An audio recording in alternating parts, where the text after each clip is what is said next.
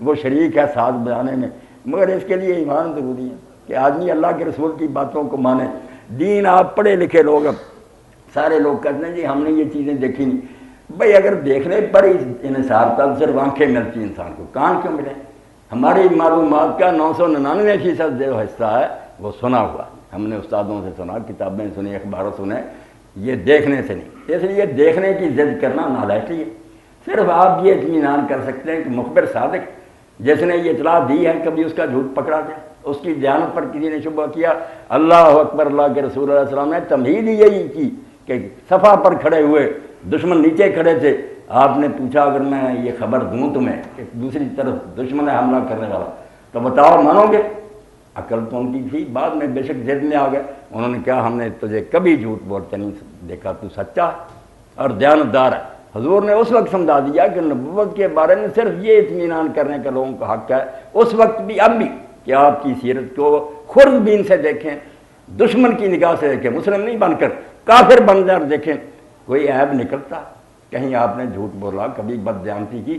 ایسے سچے اور ایسے دیانتدار آدمی کی خبر پر آپ اگر یقین نہیں کر سکتے تو دنیا ساری میں سے خبر پر اعتماد جو ہے اس کو ختم کر دینا۔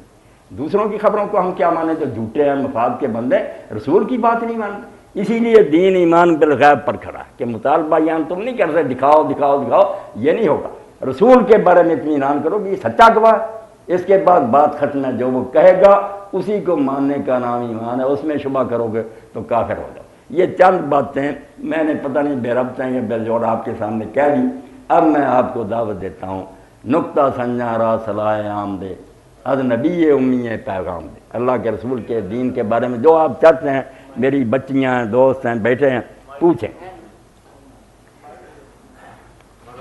فراخ دلی سے آپ جو چیز ہے پوچھیں، تکلف کی کوئی ضرورت نہیں، انشاءاللہ آپ مجھے آپ کو اللہ صحت لمبی عمر دے تاکہ ہم لوگ فائدہ اٹھائیں۔ یہ صحیح بات ہے کہ جب تک ہمیں اللہ تعالیٰ کی ذات پر پورا حق یقین نہیں ہوگا، اللہ تعالیٰ کی صفات پر اور نبی صلی اللہ علیہ وسلم، اس وقت تک ہمارے ایمان میں وہ لذت و چاشنی نہیں آ سکتی۔ تو ایک چیز جس کا میرے ذہن میں تھوڑا سا کلیئر نہیں ہے وہ یہ ہے کہ جب انسان فوت ہوتا ہے، فوت ہونے کے بعد قبر میں جاتا ہے تو اس کی کیفیت کیا ہوگی؟ کسی کی کام کا کو نابینا ہے کہ کس حالت میں اٹھایا جائے گا اور وہ کس کیفیت میں رہے گا، اور پھر اب ہم ان کے لیے سارے ثواب کر سکتے ہیں یا نہیں کر سکتے؟ ڈاکٹر رانجھا صاحب کا یہ سوال بہت متعلق ہے۔ ہر شخص چاہتا ہے کہ اپنے بارے میں یہ جانے کہ میرا پھر مرنے کے بعد کیا حال ہوگا۔ یہ ایک فطری بات ہے، ذہن میں آتی ہے، اور دین کا یہ بہت اہم حصہ ہے۔ دین اگر یہ کہہ دیتا نا کہ مرنے کے بعد قصہ ختم ہے، فنا ہے موت، تو پھر سوائے پریشان ہونے کے اور غمگین ہونے کے کہ یار مر جائیں گے اور بعد میں قصہ ختم ہو گیا، ایسی بات نہیں۔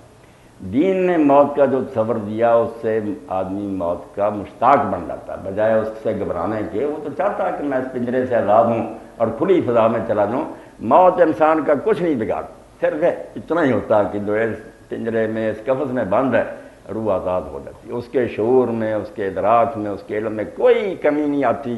وہ پوری طرح جانتا ہے کہ میں ڈاکٹر رنجا ہوں، میری زندگی اس طرح گزری، میں ہوں گا، میں جانوں گا، اور میرے اندر سے جو نکلے گا نا باہر روح، آپ لوگ عام سمجھتے ہیں کہ وہ کوئی حواس ہی شاید نہیں، میری روح بالکل میری ہم شکل ہوگی۔ جیسے ٹاکی پر آپ دیکھتے ہیں کہ آ رہی ہے تصویر، خوب اسی آدمی کی ہوتی ہے۔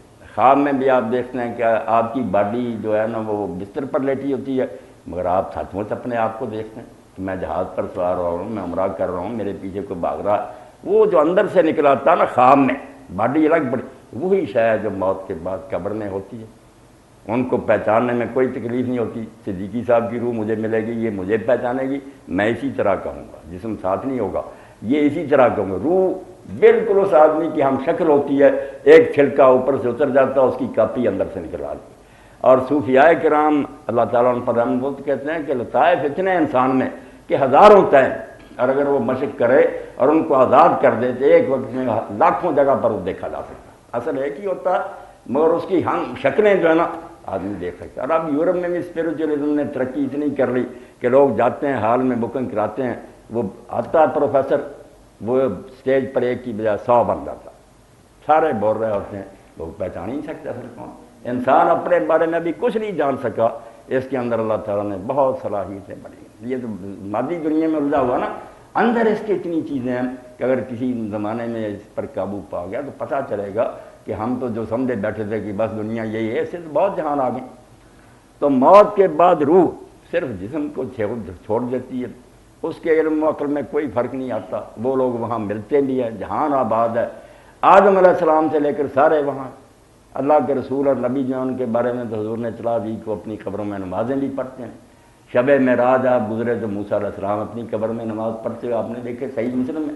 تو آباد دنیا ملتے ہیں، ان کے لیے ہم دعا کریں، وہ بھی ان تک اللہ تعالیٰ پہنچاتا، اطلاع دی جاتی ہے۔ اور جو والدین ہیں اور اقربا، ان کے بارے میں اللہ کے رسول نے فرمایا کہ ہر ہفتہ میری رپورٹ میرے ماں باپ تک پہنچتی۔ اور اسی لیے صحابہ کرام جو تھے نا، اگر کوئی نالائق بچہ غلط کام کرتا تو وہ کہتے تھے یار مرنے کے بعد ہی شرم کر، تو اب بھی زبیر کی روح کو بے چین کر رہا۔ جب اس کو خبر ملتی ہے کہ نالائق بچہ یہ کر رہا، وہاں بھی غم ہوتا ہے، اب ہی شرم کر، اس سے بعد آ جا۔ وہ بالکل اس آباد دنیا میں رہ رہے ہیں، اللہ تعالیٰ نے انہیں ہر طرح کی وہاں نعمتیں دی ہیں۔ اگر برے ہیں تو مصیبت میں پھنسے ہوئے۔ روح کے بارے میں اللہ کے رسول علیہ السلام نے فرمایا کہ جب فرشتے اپنے قبضہ میں لیتے ہیں تو نیک کی روح آسمانوں کی طرف لے کر وہ چڑھتے ہیں، دروازے کھلتے جاتے ہیں، اللہ تعالیٰ کی بارگاہ میں پیش کرتے ہیں۔ حکم ہوتا ہے کہ جو علیین ہے، علیین کوئی مقام نہیں، دفتر، کہ وہاں دفتر میں اس کا انرال کر دو تو فلاں آدمی اس پتے کا آ گیا، واپس دنیا میں لے جاؤ۔ پھر دوبارہ روح دنیا میں آ جاتی ہے۔ برا جائے اس کی روح آسمان کی طرف نہیں چڑھتی، حکم ہوتا ہے اس کے لیے دروازے نہ کھولے جائیں، یہ اس قابل ہی نہیں ہے کہ مجھ سے ملاقات کرے، کیا کام اس نے کی، مجھ سے کیا ملنا تھا، یہی زمین پر بڑھتی رہتی ہے۔ تو جو ہندو لوگ کہتے ہیں کہ وہ بھوت بن جاتے ہیں، بھوت اور کوئی شے نہیں، وہ بدروئیں مجرم لوگ اور قصوروار ہیں، ان کی شکلیں اللہ مسخ کر دیتا، ایسے جسم ان کو عطا کیے جاتے ہیں سیاہ آگ میں جلے ہوئے، وہ بدبخت یہاں سزائیں بھگتتے ہیں۔ نیک لوگوں کی روحیں جو ہے نا وہ پاکیزہ، جیسے شہیدوں کے بارے میں اللہ کے رسول فرمایا کہ سبز رنگ کے پرندے بنا کر اللہ ان کے پوٹوں میں ان کی روحیں رکھتا ہے، وہ اٹھتے پھرتے ہیں، جنت میں جاتے ہیں، میوے کھاتے ہیں، شام کو اللہ تعالیٰ کے عرش کے نیچے قندیلیں ہیں، وہاں آ کر وہ آرام کرتے ہیں۔ تو ایک آباد دنیا ہے۔ موت کو عدم اور فنا سمجھنا کہ نتھنگ ہو جاتا، بالکل کفر، صرف یہی ہے کہ جگہ بدلنے کی۔ میں ملٹ ٹاؤن میں تھا، اب آپ کے پاس بیٹھا ہوں، اتنا ہی فرق پڑے گا۔ اور اسی لیے حضرت بلال رضی اللہ عنہ کی موت کا جب وقت آیا تو بیوی پریشان ہوئی۔ اب بیوی بھی کیسی تھی، حالہ کیا کرے، اللہ کے رسول کا تذکرہ، لذیذ بود حکایت دراز تر گفتم، ایسا شیریں اور میٹھا جدھر بھی روک کرے پیارا ہی پیارا۔ تو حضرت بلال رضی اللہ عنہ نے جب شادی کا ارادہ کیا، اب وہ حبشی تھے، غلام تھے، بکے تھے، انہوں نے کہا نکاح کرنا چاہتا، تو نکاح کے لیے کس نے پیشکش کا استقبال کیا کہ میں اپنی بہن دیتا ہوں، حضرت عبد الرحمن بن عوف جو 10 جنتی صحابہ میں سے ہیں، رسول اللہ کے ننیال میں سے ہیں، اور دولت بھی ان کی اتنی کہ بعد میں 4 بیویوں نے اپنا حصہ ہے کہ بٹا 32 جو کلہاڑیوں سے کاٹ کر سونا تقسیم کیا، بہت دولت اللہ نے دی، اللہ کے لیے خرچ کرتے تھے۔ حضرت عبد الرحمن نے کہا میری بہن حالہ حاضر ہے، وہ حضرت بلال کی بیوی تھی۔ اب وہ پریشان ہوئی بیچاری کہ بلال جا رہے ہیں، تو حضرت بلال رضی نے کہا کہ تو پاگل ہے، کیوں تو پریشان ہو رہی ہے، غدن نلقلا حبا محمد حزبہ، کل تو میری ملاقات ہو جائے گی اپنے آقا سے اور اپنے ساتھیوں سے، کتنی مدت ہوئی ہے بچھڑے، روتا رہتا ہوں، میں نے جا ملنا، میرا کیا بگڑے گا، یہ دنیا حالات چھوڑنی ہے تو اللہ کے رسول اور ساتھی میرے انتظار میں۔ تو دین نے یہ تصور جو دیا، مولانا عبد المجید دریا آبادی یہ لکھتے ہیں کہ غیر مسلمان کا حوالہ انہوں نے دیا کہ ایک کافر انگریز کا، وہ کہتا ہے یار مسلمانوں کی طاقت کا راز 2 عقیدے ہیں، ایک موت کے بعد کی زندگی کہ یہ سمجھیں مرنے سے کیا ہوگا، یہ تنگ دنیا چھوڑیں گے، دکھوں بڑی راحتوں کی دنیا میں چلے جائیں گے، اور دوسرا عقیدہ ہے تقدیر کہ یہ سمجھتے ہیں جو ہونا ہو کر رہے گا، گھبرانے کی، بزرگ بننے کی اور محنت سماج کی کیا ضرورت ہے، کسی کی محنتیں کرنے سے مصیبت ٹل جائے گی، آپ امریکہ کے قدموں میں پڑھتے رہیں، جو ہونا ہو کر رہے ٹال نہیں سکتا۔ یہ عقیدہ ہے تقدیر اور موت کے بعد کی زندگی، مسلمانوں کی قوت کا راز یہ ہے۔ اب اس میں کچھ خلل آ گیا، محنتیں سماجتیں کر دیں، ورنہ مومن جو ہے اس سے زیادہ بے